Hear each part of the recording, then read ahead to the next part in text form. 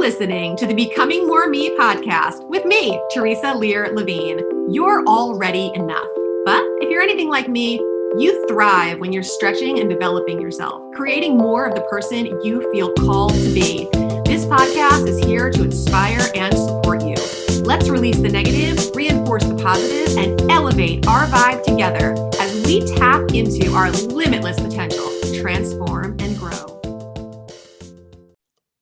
Hey there. Oh my goodness. We just got back from vacation and I want to take this episode to share about it with you because there was a lot of things I learned. There was a lot of cool places that we went. And if you live anywhere near where we are, we're in Maryland, and you're in drivable distance, even if you're not in Maryland, to any of these places, then I highly recommend them. So I'm going to tell you a little bit about vacation. We just got back yesterday. Nope, day before. Time is so weird when you're on vacation.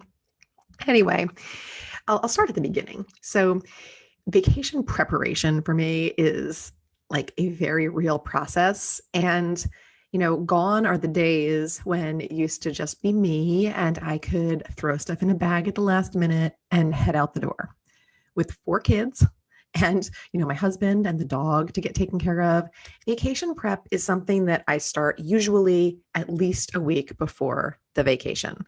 And for me, it means, making sure that we obviously have a place for the dog while we're away. Thank goodness my mom and stepdad they love Latke, our yellow lab, and he's very well behaved at their house. So he goes to visit them and I think they both enjoy it very much. But we don't live terribly near each other. So we have to figure out, how we're going to do the drop off and the pickup and all that kind of stuff. But ultimately it's the best thing for Latke and it makes us all feel really good that he is in good hands while we are away. And then of course, it's how are we going to travel? In this case, it was a road trip. So I need to get my car ready, which starts with me just emptying out all the crap. And if you have kids, you know that like, even if you tell them every time that they get out of the car to bring their stuff into the house with them, there's always weird stuff lurking in the cracks, the crevices, the compartments, all that kind of stuff. And I try to clear my car out at least once a month and just kind of go through it. I take a laundry basket out. We have a 12-person passenger van, so there's a lot of places for stuff to get left and buried, forgotten, whatever. And I just take a laundry basket out, and whether it's trash, whether it's something that belongs somewhere else, whatever it is, if it doesn't belong in the car or it needs to be sorted, cleaned, reorganized, whatever, it goes in the laundry basket. Then I take it inside, and from my kitchen table, I can better assess, throw things out, reorganize, clean up, what have you. And then I like to, at least give it a vacuuming. We did not like clean the car, detail the car, anything that would have been impressive to anybody beforehand. But I do like a clean slate as far as packing the car and knowing what I have along with me. And then it's, making a basic list. I used to be like really gnarly about my lists and they were very detailed. At this point, the most important things for me on the list are the last minute things that I might forget. Chargers and like the kids, we all love our Dome white noise machines in our bedrooms, but of course we're using those up until the morning when we leave. And we left fairly early. I mean, it's like 7, I think it was 8 o'clock actually by the time we got up, but my husband and I were up by 4:30 or 5 so that we could get in a workout, take our shower, just kind of have a regular routine morning before vacation, pack the car, of course, all that. And so there's a lot of last minute stuff. And I like to make sure that ends up on a list so that I can feel confident that it's not going to get forgotten. The kids' favorite stuffed animals, our pillows, eyeglasses, all that kind of stuff. So that all goes on a list, as well as anything that's just unusual or specific to the trip that I wouldn't normally think of. But other than that, I can pretty much remember that we all need X amount of, something to wear on the top, something to wear on the bottom, underwear, socks, shoes, pajamas, that kind of stuff. That's fairly easy for me to remember at this point. Believe me, I used to write it all out when the kids were even younger and the mom brain was far more serious and the brain fog and the ADHD was less under control. There was a necessity to pretty much write out every last detail. And I'm thankful that I'm able to let go of a lot of that at this point. Still a huge list maker, like, don't get me wrong. And so I didn't actually pack for myself. until the morning of vacation this time, which was really odd, but it actually gave me more peace than trying to do it leading up to, because I think I waste more time that way. And when I knew, hey, I've got a half an hour this morning, I need to pack it all, it was just easier because leading up to vacation, I don't like to leave my house dirty.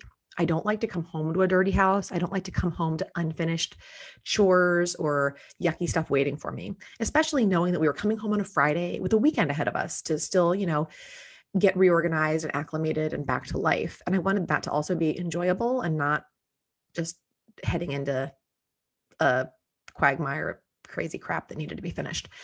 So for me, that means getting ahead on work that I have to do for my business and getting the house cleaned, getting the laundry caught up with, because when you come home from 5 days away with a family of 6, there's going to be laundry to do and a lot of it. And just having everything kind of sort of in order. I never expect perfection. I'm a huge believer at this point in my life, thank goodness, that good in almost every case is good enough. And it sure beats trying to strive for perfect, which just simply does not exist. And you'll drive yourself crazy trying to chase it. So, yeah. So from basically a week before until the vacation, I'm kind of doing all of these things. I'm figuring out, what needs to get done, what needs to be in place, what's happening when we get back, because we get back from vacation before a weekend. So we have 2 days still before regular work schedules and such ensue.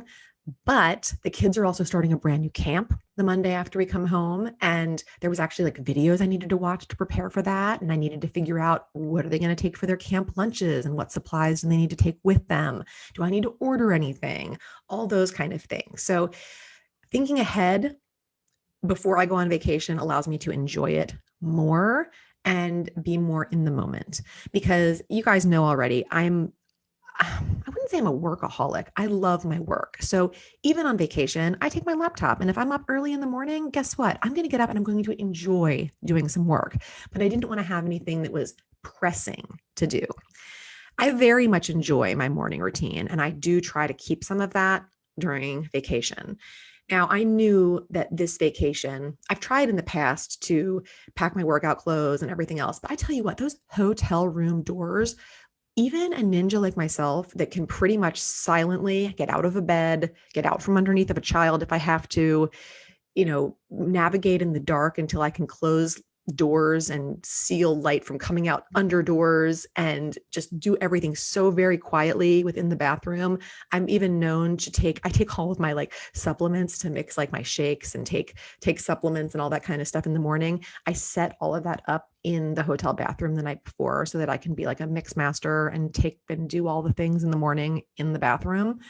And oftentimes, if I don't think I can escape I don't think I can escape the hotel room because the doors are so loud to open and shut, and there's so much light that floods in from the hallway when you open it. I will take my laptop bag in there, grab a couple pillows, and just sit on the bathroom floor and have some me time. And it's the best I can do on vacation, and I'm okay with that. Does anybody else do that, or am I the only crazy mom that will find some solace and me time in the early morning hours before my kids wake up just to make my day feel that much more peaceful to me?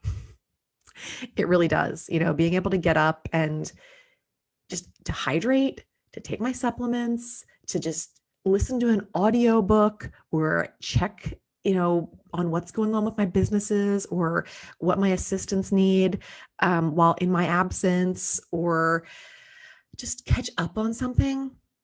Oh my God, that sets my day off so much better than waking up at the same time as the rest of my family and getting thrown into the whirlwind that is my family. My family it's a crazy time when we're all awake, whether we're all getting along or somebody's having a meltdown or whatever. There is a lot going on when 6 people are active at the same time in 1 or 2 hotel rooms, especially.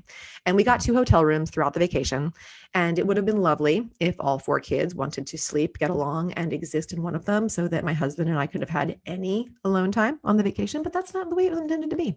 So, we We shared our room with the two younger kids most nights, and that's okay. We had enough beds that it was good. We had enough space, and I think, gosh, the last night, the two younger ones actually slept on a sofa bed, and we got the king size bed to ourselves. It was pretty heavenly.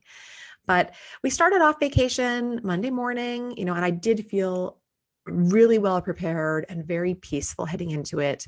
And I'd given up on any idea of having regular workouts through the week. I knew with 2 days at an amusement park, we would get a lot of walking in. We had a lot of active experiences planned. So I just kind of leaned into that. And I have really adapted a go with the flow attitude for family vacations because I think back in the days, kind of like transitioning from being able to pack and get ready in like an hour or less when it's just you to it taking like a week to really prepare and get all the ducks in a row to have it be enjoyable now with a big family. It's kind of the same with vacation. I know that I'm not going to maybe get to try a restaurant that I like because it wouldn't suit the family. I might not get to go on all the rides that I want to at the amusement park because there just won't be enough time and I'd rather not stress. And I just try to exist and be happy with whatever is going on, whether it's the car ride or whatever we happen to be eating, if it's good, bad, or indifferent, and wherever we end up. And I just try to enjoy the fact that this is very, very precious time that I get with my family. And I try to bring them together with as much peace and unity as is possible with four kids that love to bicker and hit each other and call each other names and do all the things that siblings love to do and parents hate to see happen. you know and my kids love each other. I mean, we had plenty of really sweet moments, and there were also moments when we just wanted to be like, okay, we're just going to go home, like we're just going to cut the vacation short and we're just going to go home. And I think it's important to say that because I think most families feel that way when they try to do a family vacation. And, kids just don't realize what goes into it and how much it takes. And that's okay. I don't expect them to. It was actually kind of interesting because my kids were really interested in what went into it this time. A lot of them, not the 4-year-old, but the older kids, what does that cost? Or, what does a vacation cost? We actually took one of the days, I think on Thursday, we broke down the day and we added up like, okay, so we had to drive here. We had to get gas. We ate breakfast and it cost this much. And we got tickets to this museum and we went to this place and then we ate lunch and there was parking and how much did the hotel cost? And we just, we added up all the things. My oldest, was doing the math in his head for us. And the middle two were asking questions and trying to understand cost. And then we had a total and we broke that down per person. And we just kind of figured it all out together. And it was really interesting to see the way that they processed that and what they thought about what things cost, because, my oldest maybe is starting to get an idea. And I think the rest of them just really don't have as good of an understanding of money and finances as I would like them to. I feel like so many of the things that we really need to learn and understand in life are simply not taught in school, and they have to be taught at home. And an appreciation for money and finances and an understanding is really only going to be cultivated there. And it's the same with understanding nutrition and food and our mental and emotional health and so many other things that it's like, man, if we would just make this a basis for our learning, so much could be positively impacted. And maybe someday, I hope. So we took our road trip the first day, and our goal was to be in Ohio, Sandusky area, because our vacation, essentially, in summary, was to go to Cedar Point Amusement Park for 2 days and then to hit some attractions in Pittsburgh on our way home. So 3 nights in Sandusky area and then 1 night in Pittsburgh on the way home. So Monday through Friday. So we drove out, we stopped in Pittsburgh on the way to Ohio and tried a new taco place, Condado Taco. It's a chain, a franchise, I'm not sure. But it was delicious and fun. And, it's kind of the whole, good should be good enough because perfect isn't obtainable. I wish my kids could embrace that a little bit more, because my husband and I love to weigh options and be like, oh, should we try this place or that place? And what's more on route and what has a better menu? And we're always kind of looking at all the options and trying to figure out what we're really going to enjoy. But then of course, you give kids too many options and all of a sudden one of them set on something, the rest of them are set on something else. Somebody is inevitably not happy and unwilling to go with the flow. And that happened a lot. And by the end of the week, we really were kind of like, okay, so we're just not giving options. This is what we're doing. If they ask, we might not even tell them. We'll just, hey, we're here. Um, so they all like kind of fought on the whole Condado taco thing. And even my husband was kind of like, oh, maybe it's just not worth trying to go. I was like, let's go. One of my favorite things in the world is trying new restaurants and having them be amazing. One of my least favorite things in the world is trying new restaurants and having them be mediocre or crappy. Unfortunately, the last restaurant that we ate at on the way home was kind of in that mediocre category. It wasn't bad, but it was like, would have been nice to, end it with a real amazing restaurant. But I will say every other place that we ate was really, really good throughout the week. We had some really good picks. We had one place we went back to twice because it was so good. And I was even as impressed as one can be with the amusement park food choices. So on the way there, we stopped at Condado Taco, and I had to take a picture in the women's restroom because there was Among Us stuff painted on the restroom doors, and my kids love that. And it wasn't in the men's room, just in the women's room. So, and it was a really cool restaurant. And you know what? Everybody loved their lunch. Everybody loved the food, and they asked if we could go back on the way home. So it was a win once we got them there and we got into the mode of trying it and doing it and being there. So that was a win. And, we got to walk around Pittsburgh a little bit, got back in the car, headed the rest of the way to Ohio. My kids, a couple of them took naps. Some of them played some electronics. I got a little bit of work done. I made it a point to make sure I had either early morning time for me built in each day or some meditation time, which is really easy for me to grab in the car. I love several different apps. Sync Tuition is one of my favorite for meditating. And then also I love, what's the name of the other app that I use? The Calm app. And I love both of those. I have paid versions of both, and I think they're amazing for meditating. I am not one that can just meditate without guidance. My squirrel brain is too all over the place, but guided meditations and me, we do very well together. So making sure that I had time for one or both of those things really kept me in a better headspace. And, I think I only lost my shit a couple times. So it's a win. And, excuse the expression, but I'm actually reading a book right now called How to Stop Losing Your Shit with Your Kids. And it's a great book. I haven't finished it yet. I still have about an hour and a half left, but I will say it's, I believe Carla Naumburg, I hope I'm saying that right, is the author. And the subtitle of it is A Practical Guide to Becoming a Calmer, Happier Parent. And she has some really solid advice in there and some really funny acronyms for things. So I have been really enjoying it.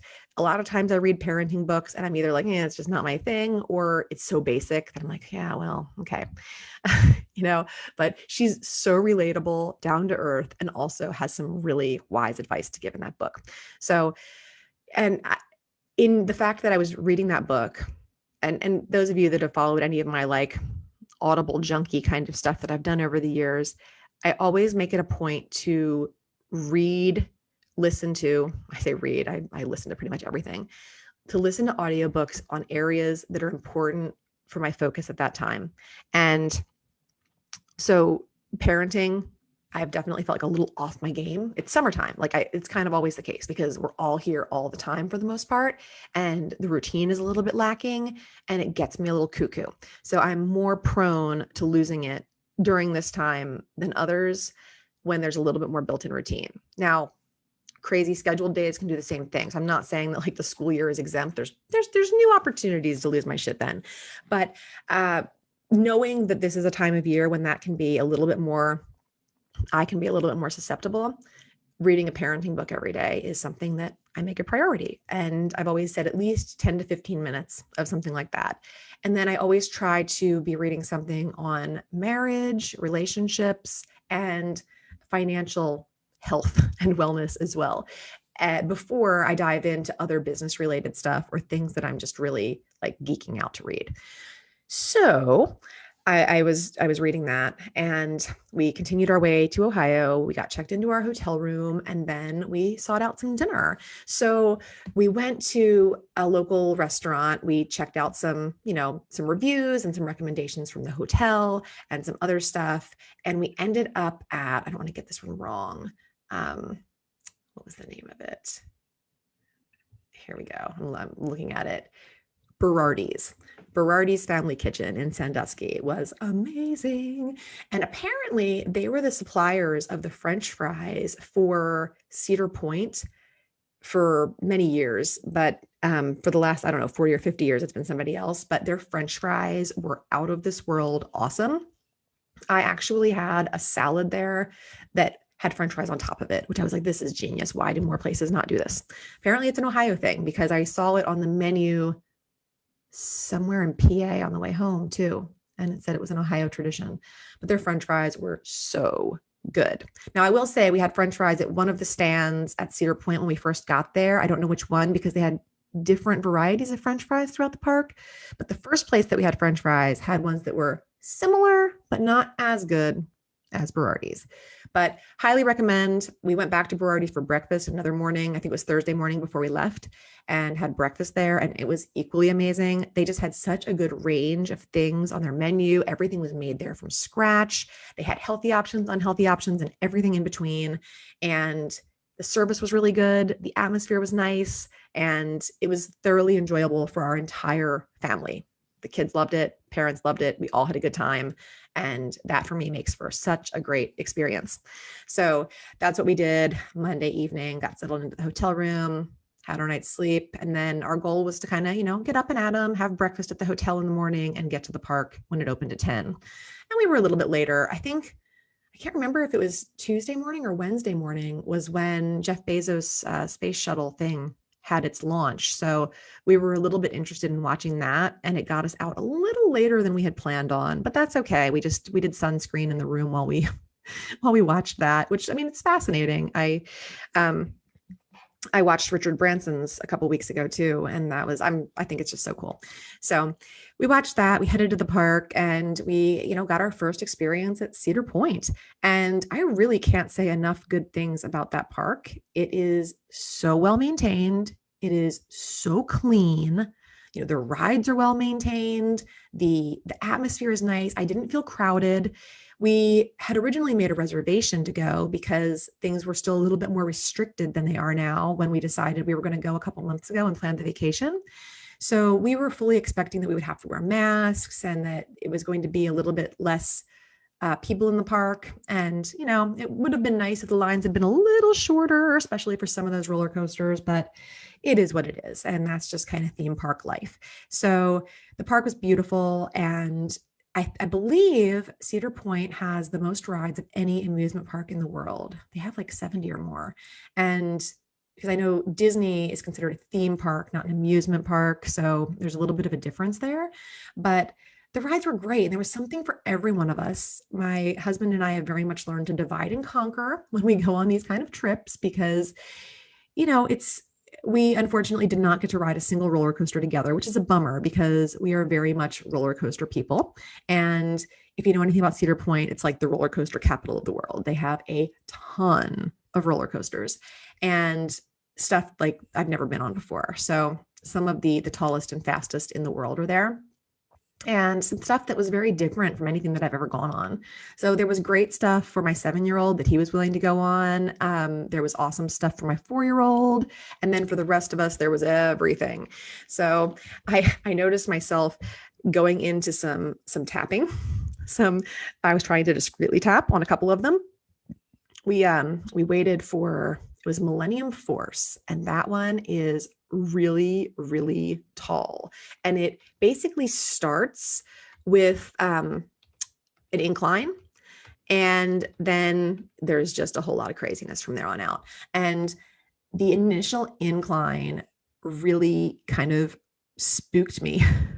And it's not even a brand new coaster. I think it was released in like 2000. So, I mean, it's got a number of years on it, but it has, it goes up like, I think it's 300 feet.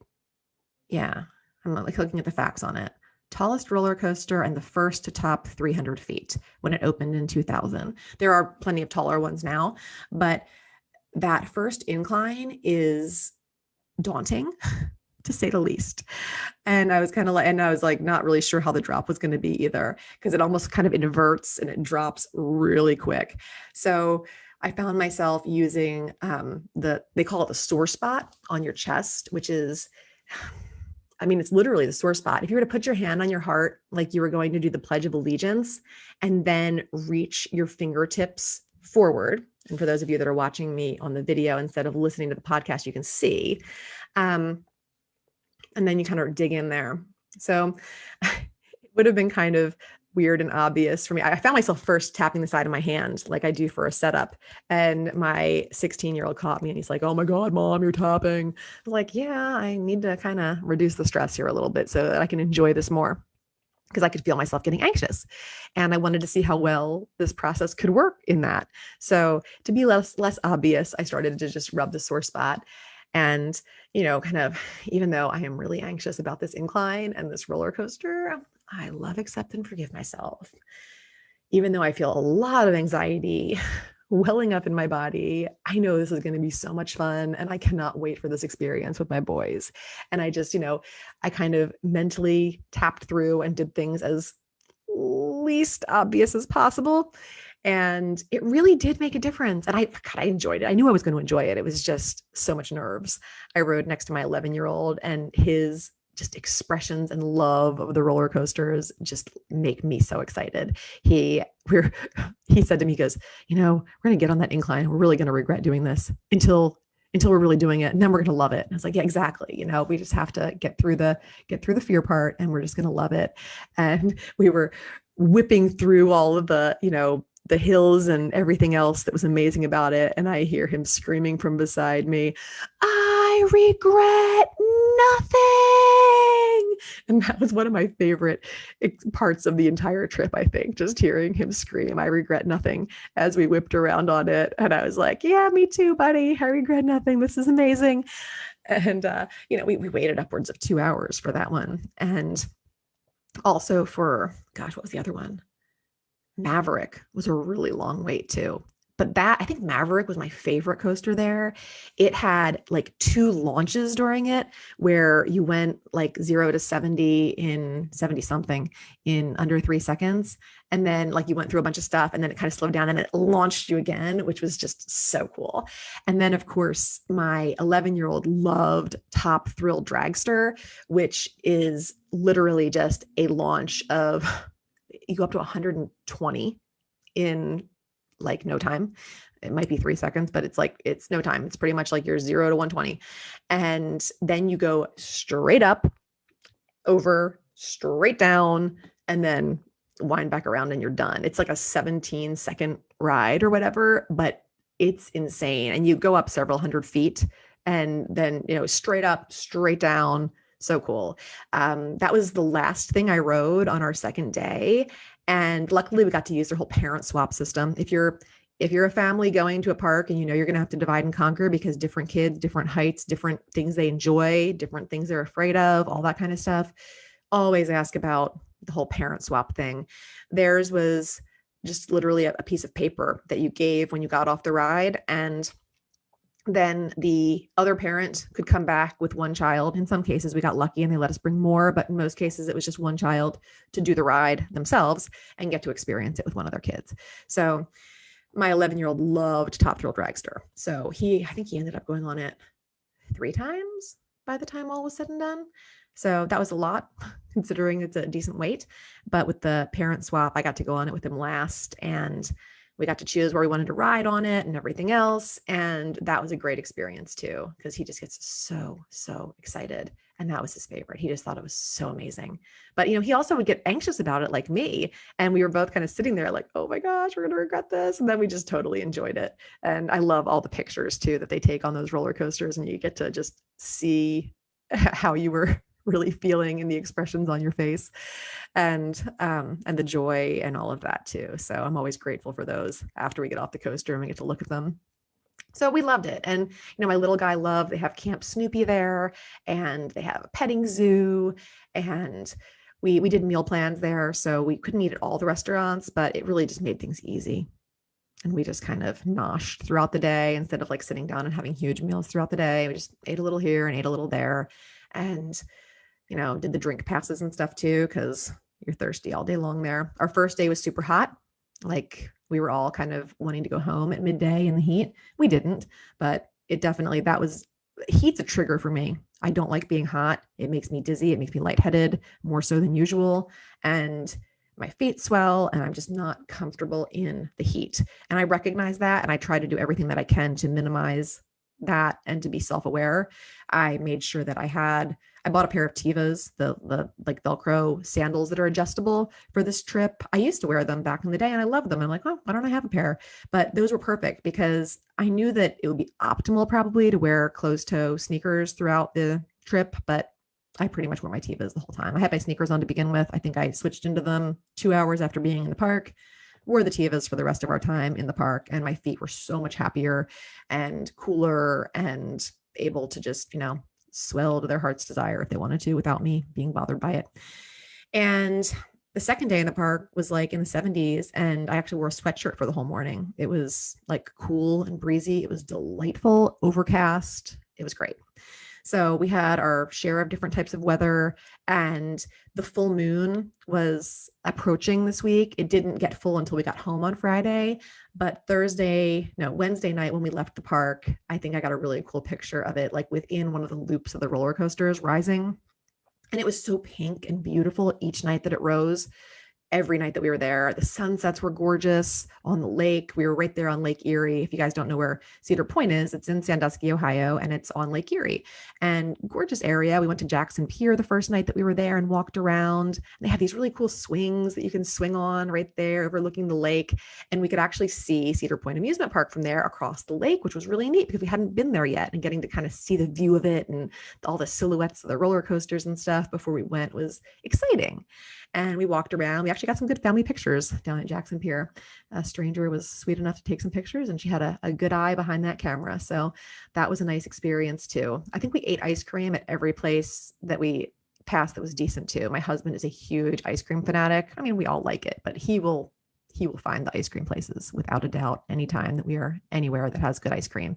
And we went to, I think it was called Toft's Ice Cream at the oldest dairy in Ohio the first night that we were there also. That was very good, very cool experience too. Neat place and tons of ice cream flavors to try, which, can't go wrong with that. And let's see, what else did we do? On Thursday morning when we woke up, we were done with the amusement park, and we went to swim in the lake because my 11-year-old just kept saying, oh, I just want to go swim in the lake. And it hadn't been something that we originally had planned on, but I was like, you know what, let's just see what kind of time we want to put into this. We found a good public beach to go to, and it was gorgeous. And we just spent a few hours there, and he loved it. He was in there in no time. It was a little bit cool, but it actually ended up being warmer to be in the water than out of it that day. And except for my 7-year-old who didn't like the seagrass that was really only floating around right at the surf line, we all got in. We all loved it. And they had a playground there on the beach. So even my 7-year-old could go do some gymnastics and fun stuff over there on the playground and play in the sand. We found some shells and some really cool, really smooth, thin stones that had been worn down by being in there. And the water was really nice. Nice view, very unpopulated. There wasn't a ton of people on the beach. Everything on this vacation just felt kind of spacious. Like nothing felt too crowded or anything other than lines for roller coasters, which it was like, man, where'd all these people come from? But it was really nice. So we spent the morning and the early afternoon swimming in the lake and hanging out. And then I'm trying to think, we stopped somewhere. On the way out of Ohio, we stopped in Oberlin and we had lunch at the Thief, which was amazing. Really good pub, and the kids loved it. I'm trying to think what I ate there. Oh, we had these fried sauerkraut balls, which were amazing. It was sauerkraut and cream cheese. And oh gosh, what else was in there? And it was fried into a ball with a ranch dipping sauce. I'm sure they were super unhealthy, but they were sure good. And I had a buffalo chicken salad.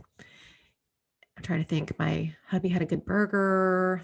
The kids had some chicken tender, like basic stuff, but it was all like good. It was all good. And it was a nice place to stop in a cute town. And then we headed to Pittsburgh the rest of the way and stayed at the DoubleTree there in Pittsburgh, which of course, cookies. So everybody's always happy when you get the DoubleTree cookies.